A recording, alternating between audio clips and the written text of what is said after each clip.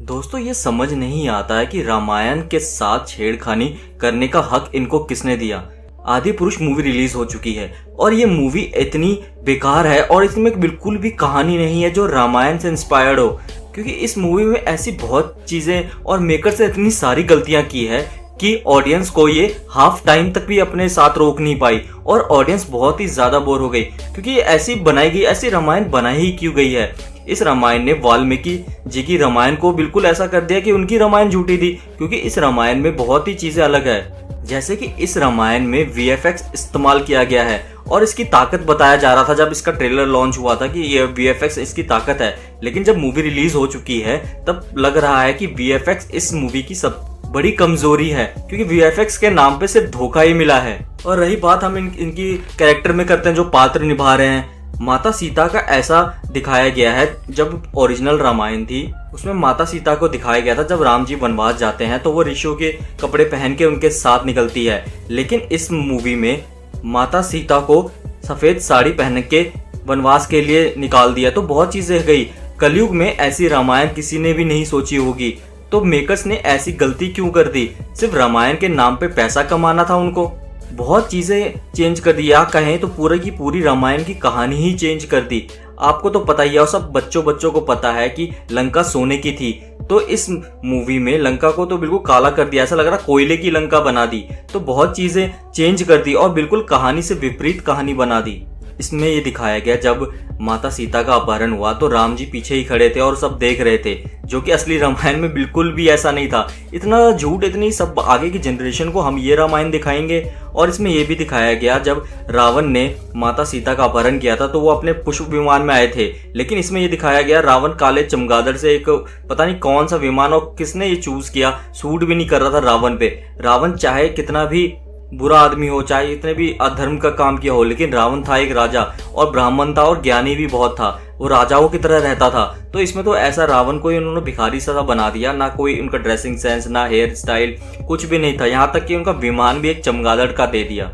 दोस्तों लक्ष्मण जी का इस रामायण में आदि पुरुष में बिल्कुल रोल ही नहीं था, और जब सबको पता है कि रामायण में लक्ष्मण जी का बहुत ही बड़ा रोल था, क्योंकि विदाउट लक्ष्मण जी के ये रामायण पूरी नहीं हो सकती थी, क्योंकि वो हर पल राम जी के साथ थे, सीता जी के साथ थे, बहुत चीजें हुई थी, लेकिन इस रामायण में लक्ष्मण का तो रोल ही नहीं था। और अगर हम बात करें रामायण की तो हनुमान जी की बात ना हो, ऐसा कैसे हो सकता है? पहले के रामायण में हनुमान जी दिखते थे कि हाँ हनुमान जी में बल है, हनुमान जी बिल्कुल वैसे ही हनुमान जी की तरह दिखते थे। और जब वो सीता माता से मिलने के लिए अशोक वाटिका गए तब वो हाथ जोड़ के नमस्कार किया उनको, लेकिन यहाँ पे तो ऐसा लग रहा है कि हनुमान जी कोई जो लड़ाई वाले होते हैं ना, जो गेम ऑफ थ्रोन्स में या फिर मार्वल्स में हीरो होते हैं, सुपर हीरो, वैसे आए और मुगलों की जैसा उनको नमस्कार किया। तो बहुत चीजें हो गई, मतलब मुगलों जैसे नहीं करते सलाम, वैसा सलाम किया।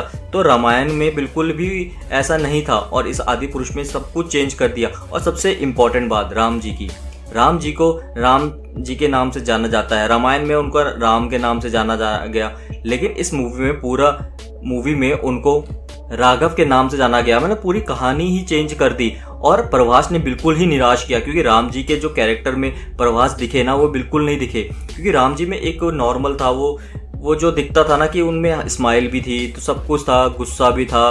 तो लेकिन इस बार तो रामायण में जब एक ही रिएक्शन में प्रभास ने पूरी मूवी निकाल दी, और आदि पुरुष में ऐसा दिखाई ही नहीं कि राम जी और पूरे कैरेक्टर ने ऐसा नहीं किया। हाँ सैफ अली खान ने अपने कैरेक्टर में अच्छा रोल किया है क्योंकि उनके पास था, लेकिन इसमें तो ऐसा लग रहा था कोई कार्टून मूवी चल रही है, सारे कार्टून के कैरेक्टर आ रहे थे, कोई असली इंसान दिख ही नहीं रहा था। दोस्तों मैंने तो इससे पहले वीएफएक्स का इतना गंदा इस्तेमाल होते हुए तो नहीं देखा। कौन कहेगा इस मूवी में 600-700 करोड़ रुपए खर्च हो गए हैं, मतलब 300-400 करोड़ आपने एक ही एक्टर पे खर्च कर दिया, बाकी और किसी पे मेहनत नहीं करी।